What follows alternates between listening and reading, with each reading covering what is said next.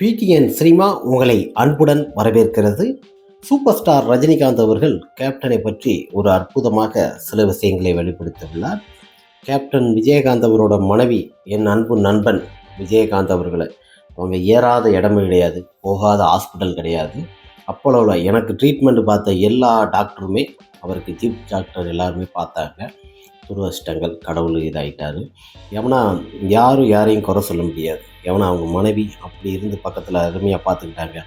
மீடியாக்களோ மற்ற எல்லாமும் அவதூறு நிறைய பேசலாம், அதை பற்றிலாம் எனக்கு கவலை இல்லை.